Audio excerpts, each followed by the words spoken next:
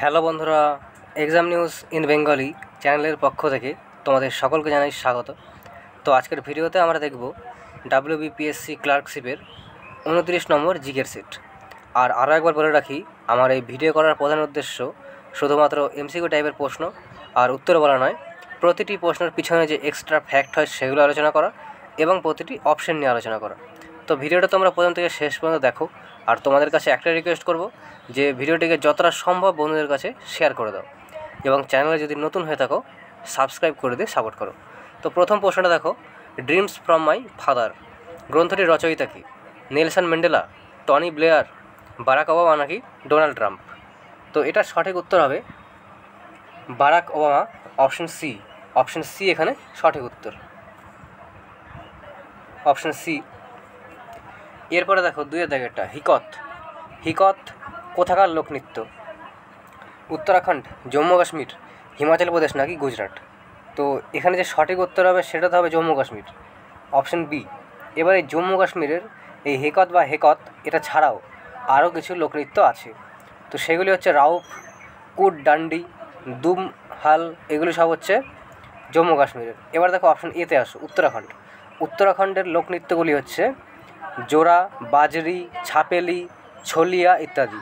এবার দেখো হিমাচল প্রদেশ, এখানকার লোকনৃত্যগুলি হচ্ছে টোডা, ঝোরা, দাঙ্গি, ছম, চম্বা, এগুলি সব হচ্ছে হিমাচল প্রদেশে। গুজরাট, গরবা, ডান্ডিয়া রাস, ভাবাই, ত্রিপানি, বুড়িন, এগুলি সব হচ্ছে গুজরাটে। তিনের জায়গাটা দেখো, ন্যাশনাল ডিফেন্স একাডেমি NDA এটি কোথায় অবস্থিত? তো এখানে অপশানগুলি দেখো, হায়দ্রাবাদ, নিউ দিল্লি, খড়গপুর, এছাড়াও পালামপুর। তো এখানে যে সঠিক উত্তর হবে সেটা হচ্ছে অপশন সি এখানে সঠিক উত্তর। NDA অবস্থিত বা হেডকোয়ার্টার অবস্থিত খড়গপুর। আর এই খড়গপুর অবস্থিত মহারাষ্ট্রের পুনেতে। এরপরে দেখো চারের দাগেরটা, দ্বিতীয় বৌদ্ধ সম্মেলন কার রাজত্বকালে অনুষ্ঠিত হয়? অশোক, কালাশোক, কনিষ্ক নাকি অজাতশত্রু? তো দেখো মোট 4টে বৌদ্ধ সংহতি হয়েছিল, মোট 4টে, আর প্রতিটি খুব গুরুত্বপূর্ণ। প্রথম যে বৌদ্ধ সংহতি হয়েছিল সেটা হয়েছিল 483 খ্রিস্টপূর্বাব্দে। এটা হয়েছিল রাজগীর। আর এই যে এই প্রথম বৌদ্ধ সংহতি, এই সময় এটা হয়েছিল হচ্ছে অজাতশত্রুর সময়, এবং এখানে অধ্যক্ষ ছিল মহাকাশ্যপ। দ্বিতীয় বৌদ্ধ সংহতি ছিল এই প্রথমের 100 বছর পরে, মানে 383 খ্রিস্টপূর্বাব্দে। 483 খ্রিস্টপূর্বাব্দের 100 বছর পরে, মানে 383 খ্রিস্টপূর্বাব্দে দ্বিতীয় বৌদ্ধ সংহতি হয়েছিল। আর এটা হয়েছিল যে কালাশোকের সময়। এখানে অধ্যক্ষ যে ছিল তার নাম হচ্ছে সবকামী। আর দেখো এখানে এটাই চেয়েছে, দ্বিতীয় বৌদ্ধ সংহতি কার রাজত্বকালে হয়েছিল? তো কালাশোক সঠিক উত্তর হবে, অপশন বি এখানে সঠিক উত্তর। এবার দেখো তৃতীয় বৌদ্ধ সংহতি, এটা কার সময় হয়েছিল? তো এটা হয়েছিল হচ্ছে 255 খ্রিস্টপূর্বাব্দে। এটা হয়েছিল পাটলিপুত্রে এবং অশোকের পৃষ্ঠপোষকতায় হয়েছিল। চতুর্থ বৌদ্ধ সংহতি হয়েছিল প্রথম শতাব্দীতে। আর কাশ্মীরের কুণ্ডলবনে হয়েছিল এবং কনিষ্কের পৃষ্ঠপোষকতায় হয়েছিল। এখানে সভাপতি ছিল বসুমিত্র। আর এই সমাবেশে, এটা খুবই গুরুত্বপূর্ণ, চতুর্থ বৌদ্ধ সংহতিতে বৌদ্ধ ধর্ম দুটি ভাগে ভাগ হয়ে যায়। এই চতুর্থ বৌদ্ধ সংহতিতে বৌদ্ধ ধর্ম দুটি ভাগে ভাগ হয়ে, একটা হচ্ছে হিনজান আর একটা হচ্ছে মহাযান, এই দুটি ভাগে ভাগ হয়ে যায়। এটা খুবই গুরুত্বপূর্ণ। এরপরে দেখো পাঁচের দাগেরটা, ভারত ছাড়ো আন্দোলনের নায়িকা কে ছিল? অ্যানি বেসান্ত, সুচেতা কৃপালিনী, সরোজিনী নাইডু নাকি অরুণ আসফ আলী? তো এখানে যে সঠিক উত্তর হবে সেটা হচ্ছে অরুণ আসফ আলী, অপশন ডি। এবার দেখো এই যে ভারত ছাড়ো আন্দোলন কথাটা আসলো, ভারত ছাড়ো আন্দোলন, তো এটা কবে শুরু হয়েছিল? এটা শুরু হয়েছিল 8ই আগস্ট 1942 সালে। আর এই সময় ভারতের ভাইসরয় ছিল লিন লিথগো। এবং এই লিন লিথগো এই ভারত ছাড়ো আন্দোলন থামানোর জন্য, এই যে আন্দোলন শুরু হলো 8ই আগস্ট, এর আগের দিন রাতে, মানে 7ই আগস্ট রাতে কংগ্রেসের বড় বড় নেতাদের গ্রেপ্তার করে। এই যে গ্রেপ্তার করা যে সম্পূর্ণ ঘটনাটা, এই ঘটনাটাকেই অপারেশন জিরো আওয়ার বলা হয়। তো তোমাদের প্রিভিয়াস ইয়ারের কোনো পরীক্ষা এসেছিল যে অপারেশন জিরো আওয়ার কোন আন্দোলনের সাথে যুক্ত? তো ভারত ছাড়ো আন্দোলন, এই ঘটনাটা। এরপরে দেখো 6এর দাগেরটা, গ্রানাইট হলো কি? গ্রানাইট একটি আগ্নেয় শিলা, পাললিক শিলা, রূপান্তরিত শিলা নাকি কৃত্রিম পাথর? তো এখানে যে সঠিক উত্তর হবে সেটা হচ্ছে আগ্নেয় শিলা, অপশন এ। লাতুর কোথায় অবস্থিত? লাতুর, লাতুর একটা স্থানের নাম, এটা কোথায় অবস্থিত? অন্ধ্রপ্রদেশ, মহারাষ্ট্র, উত্তরপ্রদেশ নাকি গুজরাট? তো লাতুর অবস্থিত মহারাষ্ট্রে, অপশন বি। অপশন বি এখানে সঠিক উত্তর, লাতুর মহারাষ্ট্রে অবস্থিত। এরপর 8 দাগেটা দেখো, তপশিলি জাতির জন্য জাতীয় কমিশন কততম সংবিধান সংশোধনের আইন দ্বারা তৈরি করা হয়েছে? 87, 88, 89 নাকি 91? তো দেখো অপশানগুলি এখানে একটু ভুল হচ্ছে, আর তোমাদের যদি মনে হয় যে এটা আমি ভুল বলছি তাহলে তোমরা কমেন্টে জানাবে। তো এটা দেখো, এখানে যে তপশিলি জাতি মানে এসসি, এখানে তপশিলি জাতি কিন্তু বলেছে, তপশিলি জাতি এসসি, শিডিউল কাস্ট, এর জন্য কমিশন গঠন আছে 65তম সংবিধান সংশোধন, 65তম সংবিধান সংশোধন তপশিলি জাতি। আর তপশিলি উপজাতি মানে এসটি, শিডিউল ট্রাইব, এটা আছে 89তম সংবিধান সংশোধন, অপশন সি। এবার এখানে বইয়ে যেটা উত্তর দিয়েছে সেটা হচ্ছে শিডিউল ট্রাইবের হিসাবে, কিন্তু এখানে শিডিউল কাস্ট বলা হয়েছে।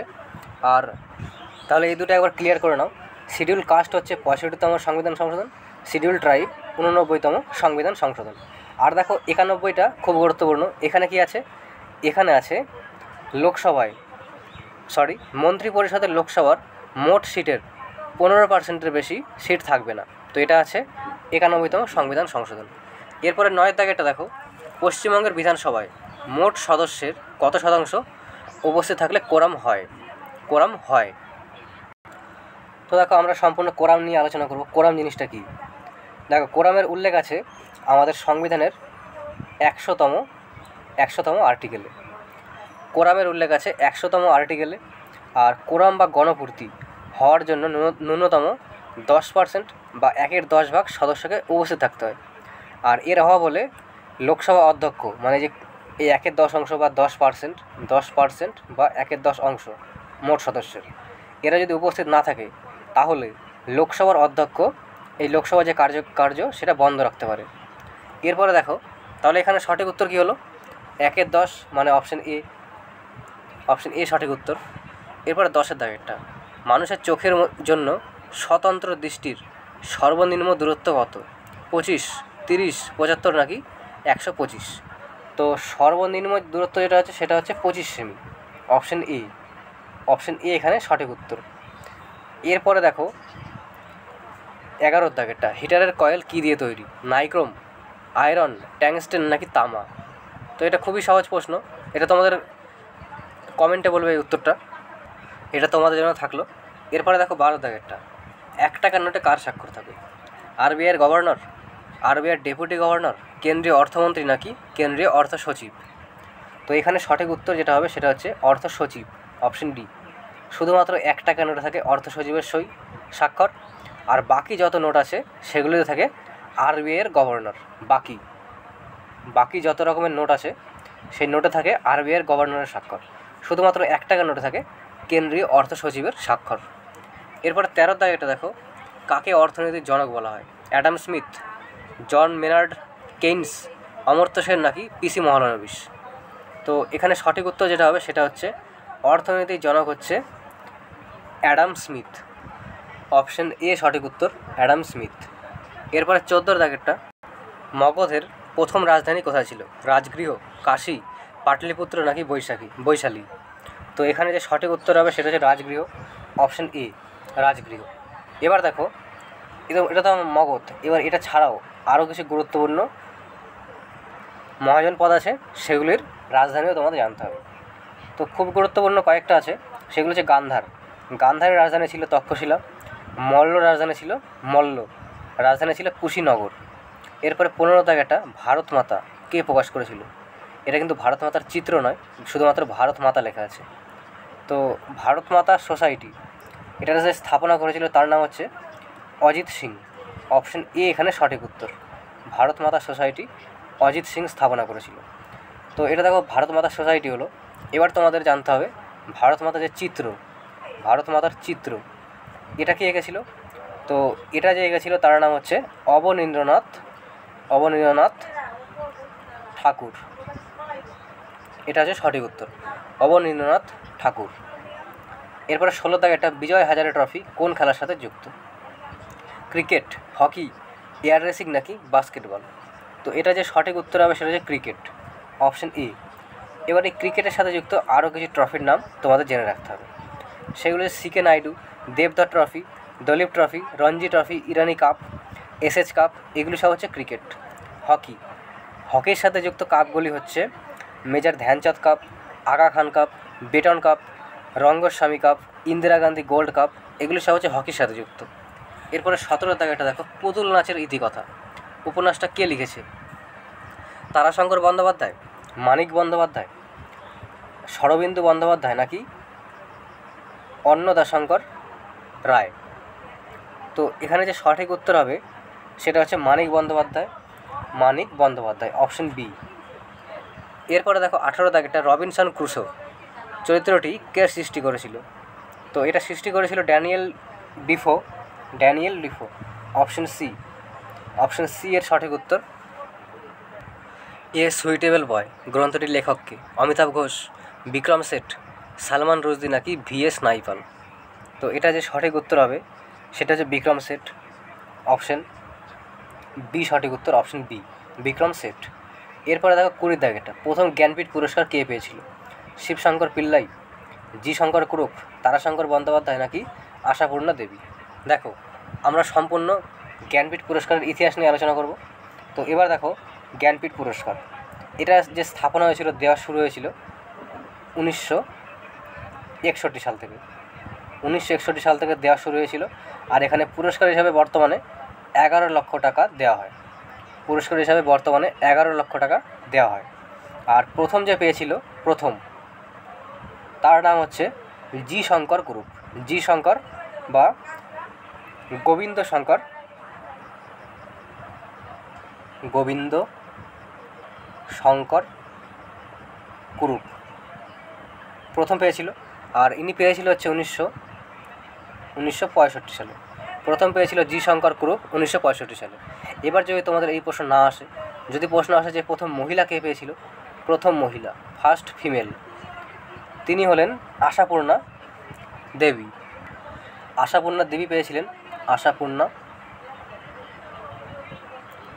দেবী, ইনি পেয়েছিলেন 1976 সালে। আশাপূর্ণা দেবী পেয়েছিলেন 1976 সালে। আর প্রথম যে ব্যক্তি, তার নাম হচ্ছে গোবিন্দ শঙ্কর কুরুপ বা জি শঙ্কর কুরুপ, ইনি পেয়েছিলেন 1965 সালে। আর বর্তমানে যে 57তম জ্ঞানপীঠ পুরস্কার পেল, তার নাম হচ্ছে দামোদর মৌজা, ইনি পেল কোঙ্কনি ভাষায়। এরপরে দেখো এখানে সঠিক উত্তর কী হলো তাহলে? প্রথম জ্ঞানপীঠ জি শঙ্কর কুরুপ, অপশন বি। এরপরে 21 দাগেরটা, নিষিদ্ধ শহর কাকে বলা হয়? তো এটা বলা হয় লাসাকে।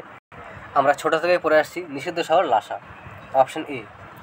এরপরে 22 দাগেরটা দেখো, উকাই ড্যাম বা উকাই পরিযোজনা কোন নদীতে অবস্থিত? নর্মদা, মাহি, তাপ্তি নাকি মহানদী? তো এখানে যে সঠিক উত্তর হবে সেটা হচ্ছে তাপ্তি নদীতে। আর এটা অবস্থিত গুজরাটে, তাপ্তি নদী গুজরাটে, অপশন সি। এবার দেখো আরও কিছু ড্যামের নাম বা বাঁধের নাম, এটা কোন নদীতে অবস্থিত সেগুলো জানতে হবে। প্রথমে আসবে তেহেরি বাঁধ অবস্থিত উত্তরাখণ্ডে ভাগীরথী নদীতে। মেট্টুর বাঁধ, এটা অবস্থিত তামিলনাড়ুর কাবেরী নদীতে। পং বাঁধ অবস্থিত হিমাচল প্রদেশের ব্যাস নদীতে। আলমাট্টি বাঁধ কর্ণাটকে কৃষ্ণা নদীতে। হীরাকুদ বাঁধ, এটা অবস্থিত উড়িষ্যায় মহানদীতে। ভাকরা নাঙ্গাল হিমাচল প্রদেশ ও পাঞ্জাবের শতদ্রু নদীতে। তো এগুলি খুব গুরুত্বপূর্ণ, তোমরা যদি চাও তোমরা নোট করে নিতে পারো। এখানে সঠিক উত্তর হলো অপশন সি। এরপরে 23 দাগেরটা, ভারতের 80% কয়লার ভাণ্ডার কোন অঞ্চলে দেখতে পাওয়া যায়? মহানদী উপত্যকা, সোন, দামোদর নাকি গোদাবরী? তো এখানে সঠিক উত্তর হবে দামোদর উপত্যকা। 80% ভাণ্ডার দেখা যায় দামোদর উপত্যকায়, অপশন সি। এরপরে দেখো 24 দাগেরটা, বিশ্ব থ্যালাসেমিয়া দিবস কবে পালন করা হয়? 7 এপ্রিল, 9 মার্চ, 11 মার্চ নাকি 12 মার্চ? তো এখানে যে সঠিক উত্তর হবে সেটা হচ্ছে 9 মার্চ। 9 মার্চ সঠিক উত্তর, অপশন বি। এবার দেখো মার্চ মাস যখনই আসলো, তোমাদের মার্চ মাসের আরও 2টো দিবস আছে, সেগুলো জানতে হবে। তো প্রথমেই আসবে আন্তর্জাতিক মহিলা দিবস। এটা পালন করা হয় 8ই মার্চ। আর একটা দিবস আছে, সেটা হচ্ছে বিশ্ব জল দিবস। তো বিশ্ব জল দিবস পালন করা হয় 22শে মার্চ। FAO এর পূর্ণ রূপ কী? FAO, দেখো সংগঠনটা খুবই গুরুত্বপূর্ণ। FAO এর যে সম্পূর্ণ নাম হচ্ছে ফুড অ্যান্ড এগ্রিকালচার অর্গানাইজেশন। তো এখানে দেখো food and agriculture organisation, option C এখানে সঠিক উত্তর হলো। এবারে এফএ সম্পর্কে আর কয়েকটা জিনিস জানতে হবে। সেটা হচ্ছে এর যে স্থাপনা হয়েছিল 16ই অক্টোবর 1945 সালে। স্থাপনা হয়েছিল 16ই অক্টোবর 1945 সালে। আর এই যে 16ই অক্টোবর স্থাপনা হয়েছিল, তাই বিশ্ব খাদ্য দিবস পালন করা হয় 16ই অক্টোবর। আর এর যে হেডকোয়ার্টার অবস্থিত রোম, ইতালি। এটা অবস্থিত রোমে হেডকোয়ার্টার। তো এখানে সঠিক উত্তর হলো অপশন সি। এরপরে দেখো 26-এর দাগেরটা, ভারতের প্রতিরক্ষা বাহিনীর প্রধানকে? অপশনগুলি দেখো, প্রধানমন্ত্রী, প্রতিরক্ষামন্ত্রী, রাষ্ট্রপতি নাকি উপরাষ্ট্রপতি? তো এখানে সঠিক উত্তর হবে রাষ্ট্রপতি, অপশন সি এখানে সঠিক উত্তর। 27-এর দাগেরটা দেখো, সংকর ধাতুর সোল্ডার মানে কিসের থেকে? এর মধ্যে কি কি থাকে? টিন আর সীসা, টিন আর কপার, টিন কপার জিঙ্ক নাকি টিন লেড আর জিঙ্ক? সঠিক উত্তর হবে অপশন এ, টিন আর সীসা। অপশন এ এখানে সঠিক উত্তর। এরপর 28-এর দাগেরটা দেখো, এইডস রোগের কারণ কী? তো এটা একটি একতন্ত্রী আরএনএযুক্ত ভাইরাস। অপশন সি এখানে সঠিক উত্তর, একতন্ত্রী আরএনএ। এবার দেখো আমরা এখানে সম্পূর্ণ এই যে এইডস, এটা কী ধরনের রোগ? এখান থেকে তোমাদের প্রশ্ন আসে যে ভাইরাস গঠিত রোগ কি কি? ভাইরাস গঠিত যে রোগগুলি, সেগুলির নাম হচ্ছে dengue, AIDS, polio, influenza, hepatitis, rabies ইত্যাদি। আরও অনেক কিছু আছে, তবে এগুলি গুরুত্বপূর্ণ। তো এগুলির মধ্যে আমরা এইডস নিয়ে আলোচনা করব। AIDS, AIDS, AIDS. এই যে এইডস, এটা ছড়ায় হচ্ছে এইচআইভি ভাইরাস দ্বারা। এবার এই যে এইচআইভি এর সম্পূর্ণ নাম কি? এই সম্পূর্ণ নামও আসে তোমাদের। এইচআইভির নাম হচ্ছে হিউম্যান ইমিউনো ভাইরাস। এটা হচ্ছে এইচআইভির সম্পূর্ণ নাম। আবার এবার তোমাদের জানতে হবে যে এইচআইভি বা এইডস রোগ হলে কি টেস্ট করা হয়। তো এই প্রশ্নটা তোমাদের WBCS পরীক্ষা এসেছিল 2022-এর। তো এই যে টেস্টটা করা হয় সেটা হচ্ছে Eliza test, ELISA, Eliza test. এবার এই এলিজার সম্পূর্ণ নাম কি? এলিজার সম্পূর্ণ নাম হচ্ছে এনজাইম লিঙ্ক ইমিউনো সলভেন্ট অ্যাসিস। এটা হচ্ছে এলিজার সম্পূর্ণ নাম। এইডস রোগ হলে এই এলিজা টেস্ট করা হয়। আর এই যে এইডস রোগ হয়, এইডস রোগ যে ভাইরাস এইচআইভি, এটা রক্তের ডাব্লিউবিসির মধ্যে যে টি কোষ আছে, টি কোষ এটাকে নষ্ট করে দেয়। এটাও আমাদের পরীক্ষা আসে। তো এরপরে 29-এর দাগেরটা দেখো, হলুদ বিপ্লব নিম্নলিখিত কোনটির সাথে যুক্ত? তৈলবীজ উৎপাদন, গম উৎপাদন, সার নাকি মাছ? তো এখানে যে সঠিক উত্তর হবে সেটা হচ্ছে তৈলবীজ এখানে সঠিক উত্তর, অপশন এ। এবার দেখো তোমাদের এর সঙ্গে জানতে হবে যে এই যে হলুদ বিপ্লব, এর জনকের নাম কি? জনকের নাম হচ্ছে শ্যাম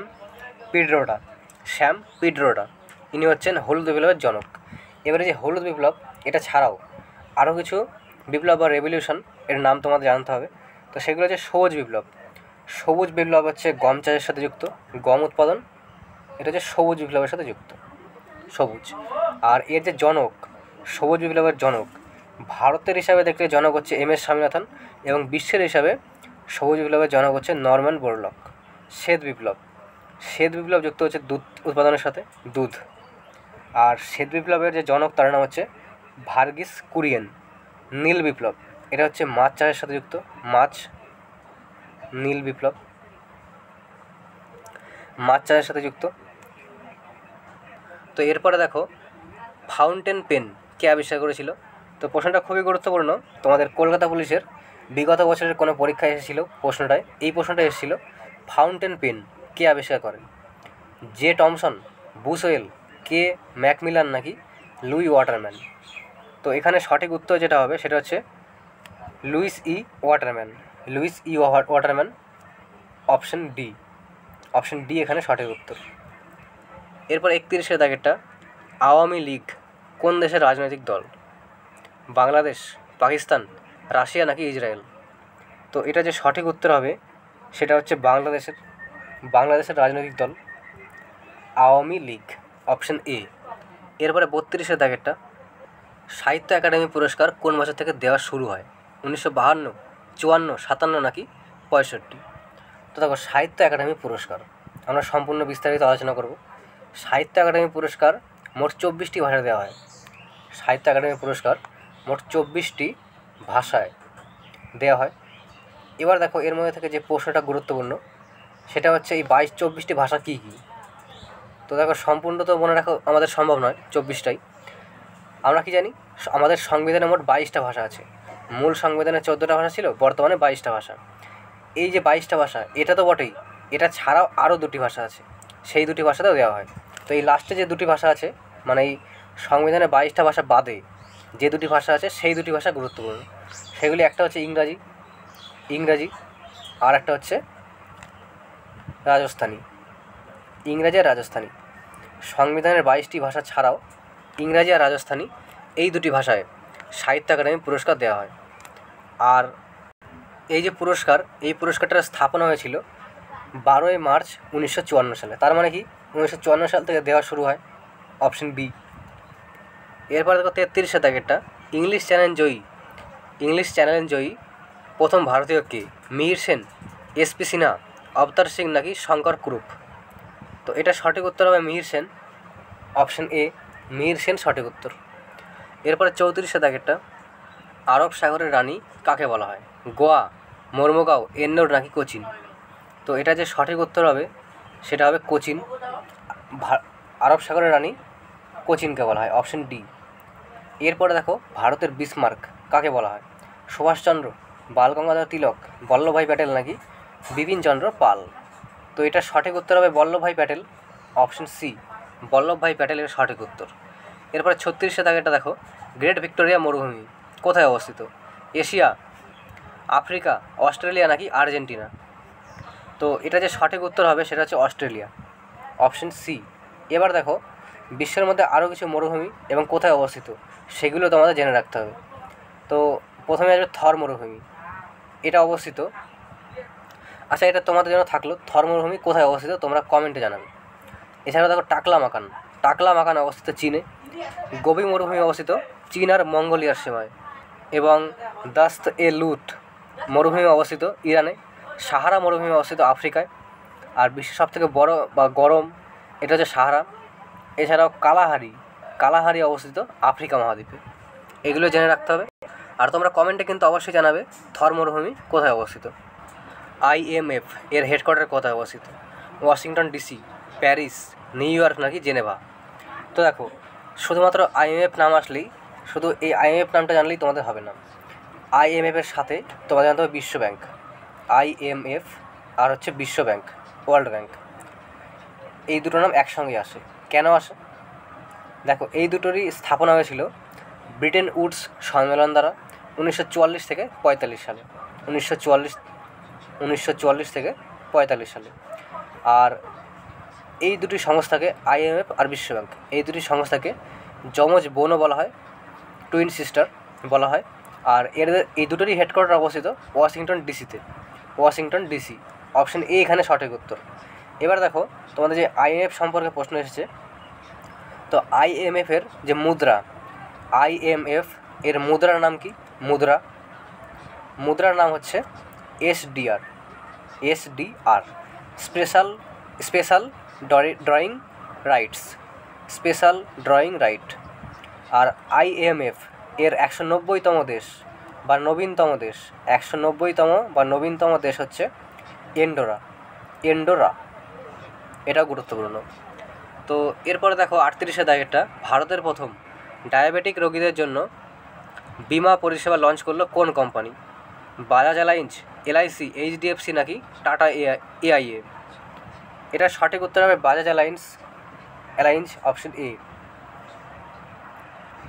এরপরেরটা দেখো, the power of one thought master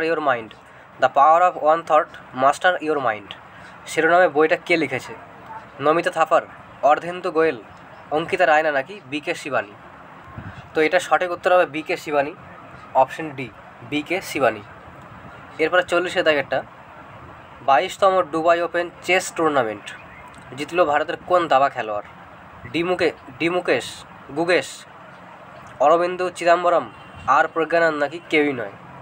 তো এটা সঠিক উত্তর হবে Arvind Chidambaram, option B, Arvind Chidambaram, option B এখানে সঠিক উত্তর। তো আজকের মতো এটুকুই।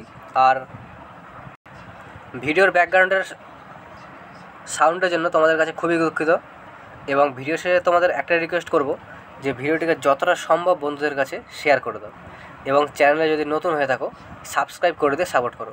আর তোমাদের যদি কোনো প্রশ্নে কনফিউজ থাকে বা অবজেকশন থাকে তোমরা কমেন্টে জানাও, অবশ্যই কমেন্টে জানাও। ধন্যবাদ।